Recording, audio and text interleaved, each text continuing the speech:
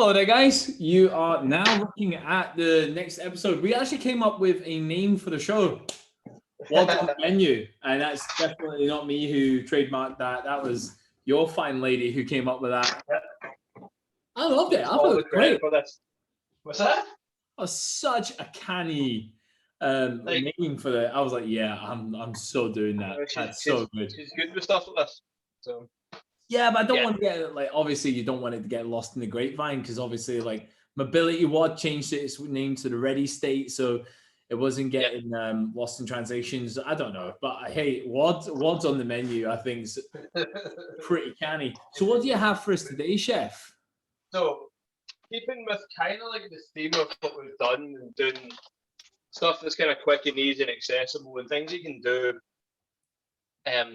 not with like a relatively large amount of effort, but something you can probably throw together quite quickly if you have the ingredients.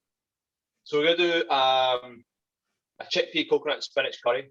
Now I know this is a veggie vegan option again, but it's like a lot of this stuff again can just be pulled together quite quickly. So all the ingredients I've got here are kind of stuff you find pretty easily. So we've got canned chickpeas, we've got ginger, garlic, chilli, onion. I've got green beans because I have them in the fridge to use up as well, so they're going in it basically because I don't want to waste any veg, and then loads of fresh spinach. If you want though, you can use the kind of nugs of frozen spinach you get. They're actually brilliant because you can take out 2 or 3 at a time, put them into whatever you want, and then you melt down. They'll get too wet, and you can add it to like anything. Spinach, as you know, is obviously a good source of iron. It's also a vegetable. It's something you can easily put into your diet without too much effort. Yeah. Chickpeas. They're a pulse, they're good for you. Quite high in protein, low in fat.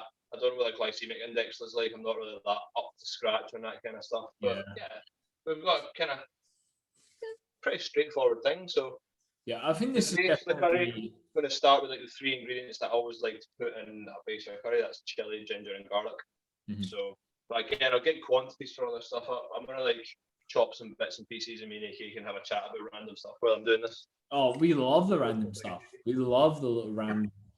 But I mean, what's been on the script for you? Have you been seeing more recently about how people might be incentivized about exercising, obviously to curb the obesity epidemic, which is about to be hitting us soon enough, because now everyone's realized that the more obese you are, the more susceptible you are to illness of COVID or the recovery of COVID, which was really, it was quite fascinating to see that people are having to be incentivized to exercise via being paid. I mean, don't you feel like that's a little bit of a worrying state of affairs of like how we're having to be bribed to do burpees? Yeah, it is worrying, but it's a strange one in the same sort of sense. The fact that because all the gyms have been shut, I think people are now going to start, or like people who maybe didn't train before or did like a little bit of training or running,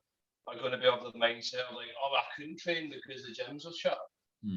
So they're going to fall into this kind of like, not poor me attitude, but this attitude of, it's the gym's fault for not being open, or it's the government's fault for not allowing me to do this stuff. Oh, we are humans that are very easy to pass the buck. This is the thing, yeah, the nature of a human is you find the excuse not to do something, you'll do it.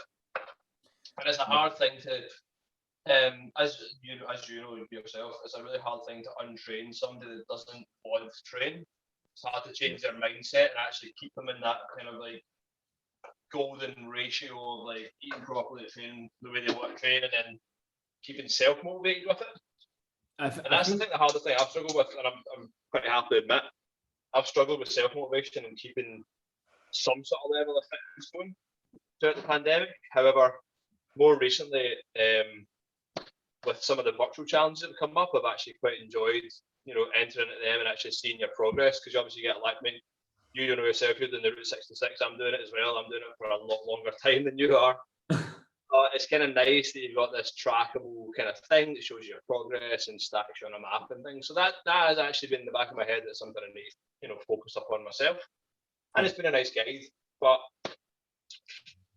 I don't really know how we're going to approach this whole like crash of people that are going to be out of training and trying to get back into it and obviously, I feel it's our obligation to be able to show these guys that what we're gonna have to do is make them fall in love with the process of learning how to have some good nutrition, because obviously it gets to the stage of what people are probably figuring out is that they don't understand what being sore or being stiff or tense is, because they've probably spent quite a lot of their life in this state of hypertension. Yeah, And the only time that they'll actually figure out that they do need to make some changes, or they're not being able to bounce back as well as what they could do during some like pretty tough workouts, yeah, is when their body starts to break. So it's a bit of a reactive state instead of being a little bit proactive. And sure. that's just basically down to the fact that it could be from laziness, it could be from lack of education. But I sense it's probably going to be one of those tricky scenarios where when they start coming to the gym, we're going to have to like make them fall into not love. Love is quite a strong word, but Yeah, enjoy the process of knowing that when you come into the gym to exercise, that's only just getting spark ignited. You're like getting really good like food habits in there, and maybe yeah, taking on board some of these meals to kind of kickstart that extra fire, like getting that extra burn for removing all that yeah. this fucking body weight. That's Because the I thing think, is like a lot of the food that I'm going to try and like focus on is going to have like a positive effect. So in this curry, we're going to have chili, and chili, as you know, is a metabolizer that helps speed up your metabolism. So your metabolic rate, your the way you process food will increase. So having a faster metabolism is good because it means you burn through food quicker. mhm, So what you're eating is you'll be able to burn it and convert it to energy. There's also going to have turmeric in it. Turmeric's a natural anti-inflammatory, good for the joint care and stuff. Not maybe necessarily the volumes that you require, but a small amount of turmeric per day is beneficial to the joint care. I mean, I have seen studies and people talking about taking turmeric capsules every day could have a negative effect. I'm well, not yeah, really sure about because the science behind it. I've had a relook at it, but I'm not 100% on it. So I would actually be more well inclined to having a turmeric shot. You know, when you get like ginger, yeah, yeah. you get your turmeric and you get your garlic and you blend it together with like that little power shot and you smash it down your throat first thing in the You know morning. what? Maybe I can So do that in one of the cooking shows, like show you how to do like a wee homemade ginger power shot thing I because think that would I've be done it really quite a few helpful for times. some people. I think that would be really good for them, especially if they Yeah, feel that their immune that system's could a be bit like a wee smashed. quickie 5 minute one though. Oh yeah, that's okay. It's all right. Is it long enough for the Instagram then? It's probably like an So Instagram TV. I'm going to show you what I've got going on. I'm going to tip this camera for just now. So in here I've got, you see that? Yeah, Yes, I can, mate. they're like Chopped onions. jelly, ginger, garlic, and lots of sliced onions. I'm just going to fry this down without colour and a little bit of. I'm actually using just veg oil. Like I know there's like plenty of oils you can use, but that's what I had to hand, so I'm just going to use it. Okay. But if you want to use different oils, then feel free. But I will get a full recipe Now, for this. remember from a previous episode, you spoke about like different type of oils that you could use, and it gives off Yeah, different texture and it gives off different heats. So I was just sure. thinking, is it probably suitable for this one, or have you just basically chosen it because you're like, that's all? I just chose it because it was literally right there. I tend to use like veg oil or olive oil depending on mostly olive oil, but for maybe a curry, olive oil could be a little bit strong because you do get a wee bit of a bitter tang off the olives, so you might start to get that flavour transferring within the food. Mhm. I mean, most curries traditionally are cooked with ghee, which is rendered butter. So they take the butter, they heat butter up, take the buttermilk out, and just have the actual butter fats and solids, Yeah. which you can fry as hard as you want. It doesn't burn the same way because the milk curds, so the liquid milk fat that burns versus the actual kind of buttery bit. So Is that um, probably why curries are known to be like very high in calories? possibly, yeah, Do especially like kind of South Indian or like Pakistani curries are like are predominantly cooked in ghee, which is just rendered butter. Mhm. Obviously, like coming from like a CrossFit background and stuff, you see people talking about things like bulletproof coffee. It's like coffee, you're adding a little bit of butter and coconut oil to get more fat into your body because Yeah. the more good fats that you eat, the more readily your body will learn how to process them and turn them into energy versus stockpiling them. Yes. But then you always have to get yourself into like a proper like metabolic curve for that kind of thing. Yeah, you need to do the groundwork before you just start smashing back butter. Yeah, you want to just smash fun of the butter and everything that you're eating. I've seen that, and that's where I hear some people saying to me like, "Yeah, I'm doing those MCT oils in my coffee," and I'm like, yeah, "Damn, cool. Have you done anything called like fasting or like carbohydrate? No, sorry, not carbohydrate. That's terrible. Have you done any type of calorie deficit training first? No, not really. I'm like, maybe you should kind of start there first before you start smashing back. There's lots of information about obviously like adding fats to your diet and adding like changing your calorie content and stuff, but unless you like self-educate, there's like it's like anything on the internet. Like anyone can put anything they want on the internet and it's not fact checked or looked after. So unless you actually go and find someone who's like maybe not even a nutritionist, just someone that knows more than you and do just a little bit more research, because Google can be your friend and help you with this. Do you know, like from my personal experience from work and people who I've worked with, probably the best results I've ever gained with people were the ones who are able to eat a consistent list of foods. Which, say for example, we sat from like Monday to Sunday, and I said, these are the only foods that you're allowed. Like, these are recipes for dishes. These are your dishes. So you've got 4 options for a breakfast, 4 options for a lunch, 4 options for a dinner. You know how to cook them. They're simple. You know exactly what's in them. You know the macro breakdown and you know the calorie intake. It's been designed specifically to hit your caloric needs, and it's your macronutrients which you and that is necessary. Let's hit this, and then it means that when we start to, say for example, taper how much a calorie increase or a calorie decrease, it's very easy to do because you know that you've been cooking that food on the regular. And then I turn around and say, add a little bit more of this, or take a little bit of this out, and there's that's you furthering your calorie deficit, making it so straightforward. People who start to like throw in so many different recipes and ideas and options, it just starts to dilute the main objective of just trying to be. And we all know as fitness instructors, be in a calorie deficit if you want to lose weight, be in a calorie surplus if you want to gain weight. Just make sure that you're not beasting yourself with one of the macros, which we all know is the highest form of calories if you get your grammage wrong. Imagine if you had like 12 extra grams of fats. Like, do the math. Like, it's 9 times 12, because there's obviously 9 calories per 1 gram of fat. That's nearly 100 calories extra that you've had, which is going to become quite detrimental to obviously your overall goal. So not wanting to be a Debbie Downer, but imagine that you just got it wrong by like, what, 12, you got it wrong by like 12 grams of butter in your MCT oil first thing in the morning. You did that 7 days a week. That's you automatically like nearly 450 calories over what you're requiring to lose. So if people, and this is the thing, it's easy done when you're thinking to yourself, I can just take a little bit here, a little bit there. 12 calories or 12 like whatever that per day doesn't seem like a lot, but as you say, it's a cumulative effect. If you're doing that every day, then it's going to become an issue. So no, for sure. By the way, I'm eating peanuts while I'm doing this because you're making me I should have flipped it over again, so just so you can see what I've done. So my onions are cooking down real gently. I've thrown in 1 teaspoon of whole coriander seed. The reason I put it in here whole was because I wanted to toast a little bit. I want the oils to come out of the coriander so the flavour gets through it. That's tip before again. I've also thrown my green beans in here. This is just cooking really gently, so I don't have any colour in the veg yet. I don't want it to fry and like get kind of burny, caramelized. I don't want that. Yeah. So that's why we're cooking it really gentle. Going to take our time with it.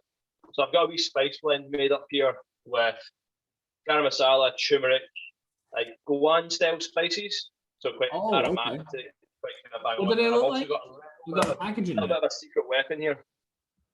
Oh, right. That masala. I feel like I need to get a little Jamaican horn. I need to get a little Jamaican horn Always every single time you give us like the secret sauce or the secret ingredient.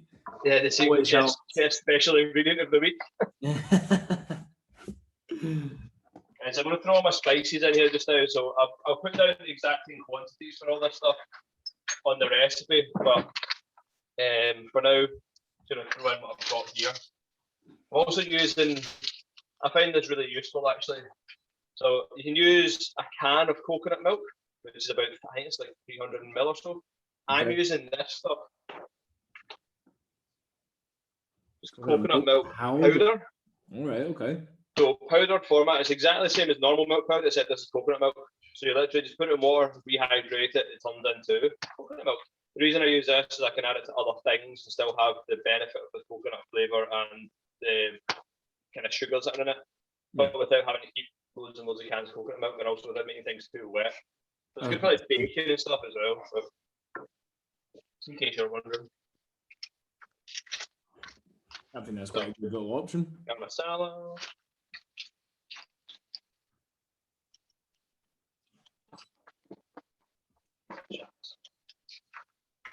It's a shame like you can't actually smell this that was going on here at the moment. It's pretty good.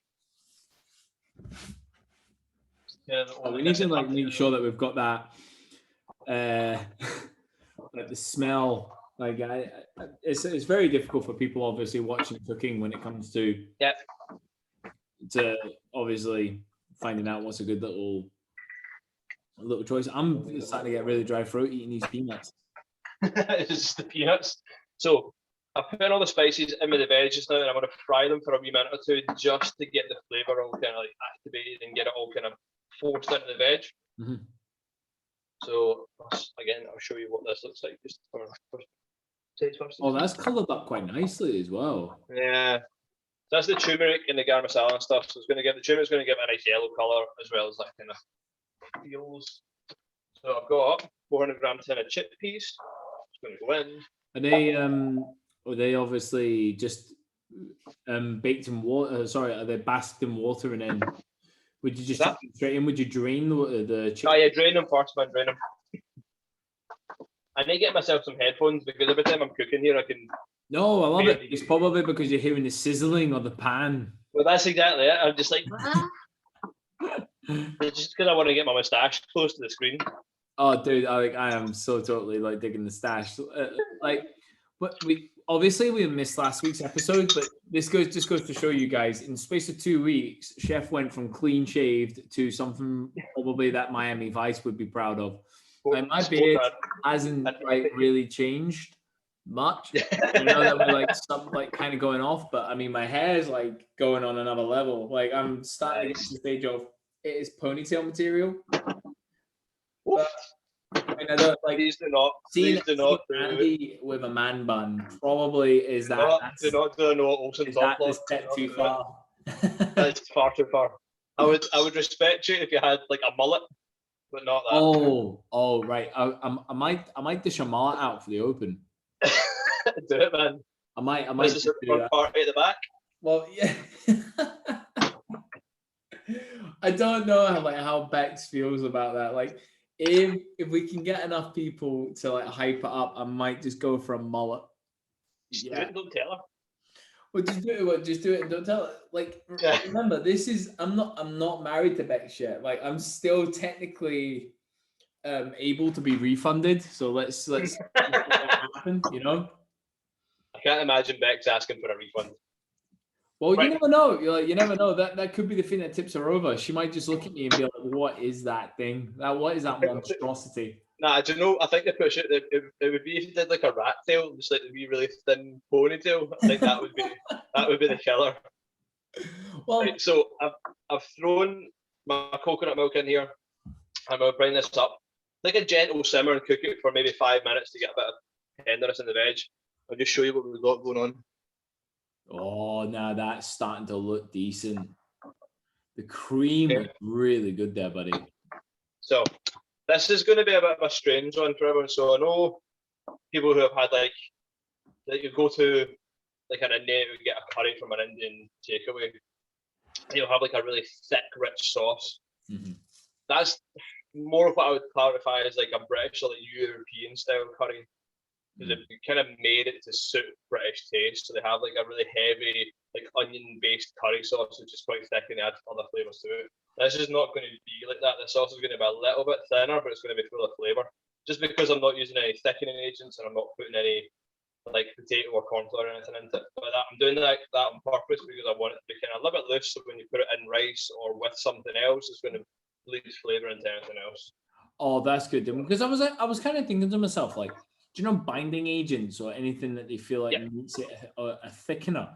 What are the things that causes that to happen?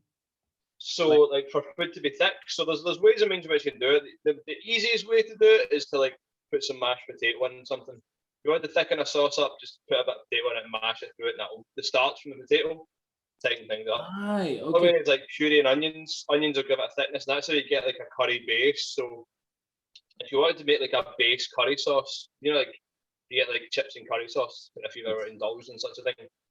Take garlic, ginger, chilli, fry it down, loads of onions. I mean, loads of onions, like a couple of kilos worth. Cook it all down with just masala curry spice and water and stock, and then blend it till it's like puree, like a puree, and that'll be your base. And then that's what most Indian restaurants do. They'll have that as a base. Fry other ingredients, they'll put some of that into it, and then we'll have this nice thickened curry sauce. Other thickening agents. Oh, I did not know that, mate. Yeah, so other thickening agents are ones that you can use.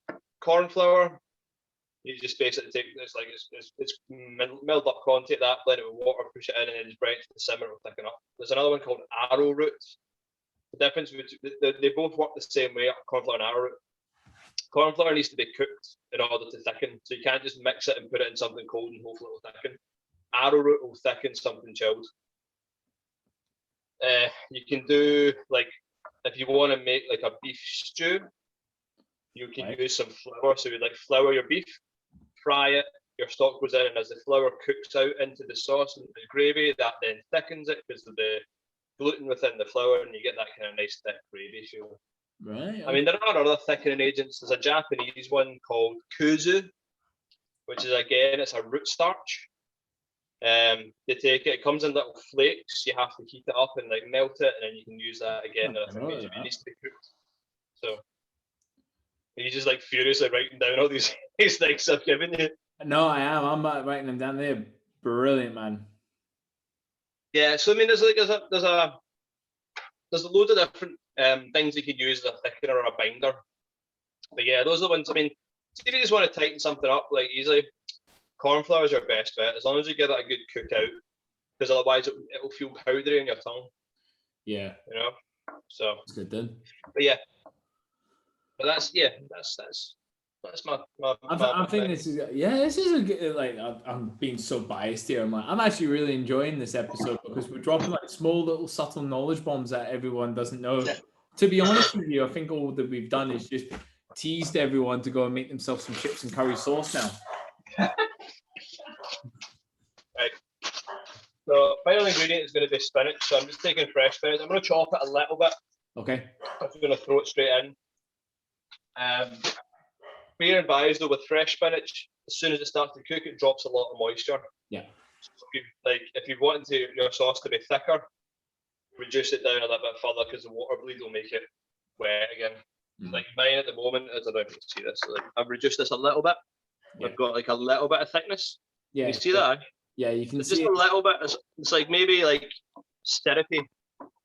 Well, I think people need to understand the difference between like what is a small little bit of creaminess and like you see some people who boot the arse out of it where you literally stick your spoon in and it sticks. Yeah. I mean, look at me. Like there's times and place for like thick sauces, but yeah. So I've literally just thrown in massive big handful of spinach. Yeah. I'm just gonna like literally break this down, spill it all over the stove. You just see that? Yeah, I definitely can. Just checking to see, would you keep turning it around so the spinach doesn't go into that wilted way, or would you just like keep? I want it to wilt. I mean, it's gonna wilt down anyway, but I'm just like trying to make it bleed out and wilt down gently. So That is, I think that's much there with this. So you could add, if you wanted to take it a little bit lighter or just add something else to it. You wanted to add a little bit of yogurt to this just now to make it a little bit less maybe fiery. What type of yogurt? We're talking Greek yogurt? Just use like if you use like a natural or like a Greek yogurt, nothing too wet. If you can get the there's an Indian one. I'll try and get a link to the actual packet. It's really thick, but it's almost like a Greek set. It's quite acidic, and it adds like a really nice edge to curries because of the acidity and because of the thickness, and it doesn't make it too runny. Okay. But it's just like a lot of that's going to come down to personal preference. Some people like it like more saucy. I tend to not want it too saucy. Other things you can add to this if you want. If you feel like it, add a little bit of agave for sweetness if you think it needs it. It's quite a rich curry, this, but the coconut's going to give it some sweetness as well and give it that kind of creamy feel. Well, we've went with the agave again. I'm surprised you're not sponsored by agave. It's my go-to sweetener though. I like it because it's like you can use like way less than you think you need to give a little bit of sweetness to something because of the nature of it. It's a fructose-based sugar. The same as like in jam and stuff like this. So it's almost like double concentrate of like a normal white sugar. So less is more with agave. Yeah. But yeah, to be honest, I'm not going to add anything else to this. I think it's tasting pretty dang good. Good, mate. Good. You're using I'm just going to hover over this for a wee second further. No, I think that's turned out really nicely. So what would be your, obviously, right, rice would be the number one nice little condiment that would go with that. What else could you probably suggest would be pretty good to add that with? Do you know what? This is like kind of like a weird hybrid blend of like a kind of Thai curry-ish, kind of like on that cusp because it's got coconut and like Indian spice. Okay. I would eat this with rice noodles. I like it. Me and Em were having a discussion through the week. It's like I made a curry during the week, and in Pakistani cooking, especially, touching on this, they use a lot of butter, but they also put hard-boiled eggs with curry. Like, a lot of people are going to be like, no. Trust me with this. It works. The yolk gives the curry sauce like a nice richness, and it also helps bind it and thicken it a bit more. Because again, Pakistani curries are a little bit thinner. Yeah. So that yolk getting put into it, just boil an egg whole, just cut it in half and throw it in your curry, like when you're serving it. That's brilliant. Yeah, rice noodles good with. I mean, this is like a kind of multi-faceted thing again with like when we did the barbecue jackfruit. Yeah. Bake a sweet potato and pour some of this over the top of it. Oh, dude. I would probably attempt to put this in a wrap. I just can't, because I just feel as soon as you take one bite out of it, game over. Like you are getting drenched in that bad boy. Cascaded in chickpea curry. No. I don't know. Rice would be a go-to, but again, eat it, as you wish. I say bake a sweet potato, throw some of this on it, and just eat it. Like no other end, because there's loads of different veg in there at the moment. It's going to be pretty nutritionally dense. Brilliant. And generally quite tasty. So what you think? Is that all the ingredients that we would add into that? You're quite happy? This is all I'm going to add into it. Like I'm not going to put anything else in here at the moment. Like I'm quite happy with my sauce consistency. Like it's just tightened up a little bit now again. Yeah. Like my sauce consistency is good. So it's not too wet, but it's not too dry either. And that's with the spinach all cooked down in it. Well, it gives them the idea of what to look for, Yeah. But again, I'll put all this information up when I actually get the recipe together and get it all down. But I've added green beans to this just because I had them to use. That's if you want to add peppers to it, and if you want to add sugar snap peas, why not? Baby corn, anything you fancy. Just like too much veg is never a bad thing. Bro, I know. So we don't even get enough. And this is like this could be one of those things as well. Is like you've got all this veg to use up, and you want to put it in something and not go to waste. But it's like why curry was created in the first place. Not so much created, but like it's a kind of preservation thing. So We didn't have fridges back in the day. You wanted to use meat that was maybe a little past its best, so they're putting spices into it to kind of mask that flavour. Now, I'm not saying put mouldy veg in your curry and then cover it in spice to make it taste good, but you got something that's maybe not like a head of broccoli that you can't just like boil up and eat. Like put it in the curry, cut it up, throw it in there. It's going to get cooked down and turned into something beautiful anyway. So that's a good way of looking at it. Skim your fridge for all the wee half onions or bits of pepper that you've not used and buy it a curry. No harm in that, man. I do. I feel the gang are definitely going to have something good to go away with. Is there what do you think you've got in line for the next episode then? Is there anything in mind, or would you like I'm ready for a wee thing. I might need to do some sort of like meat-based thing, so I need to try and think of something that I can, produce pretty quick and easy. I've got a couple of ideas, so we'll see. Maybe something fish-based, because again, fish is pretty quick and do it quite easy, but then fish is a tricky one because not everyone likes fish, so yeah. I'm a big fan of fish, especially oily fish like salmon, mackerel. Get those omega-3s up in there. So see, I'll formulate a wee plan and post my thoughts. Amazing. Or like, if any of the members have any requests, if it's something they want to know how to handle or cook, fire it my way and I'll see what I can do. Oh, we'll put it towards them, my man. Nice one, mate. Well, thanks very much for that. The gang are definitely no worries. this episode. Awesome.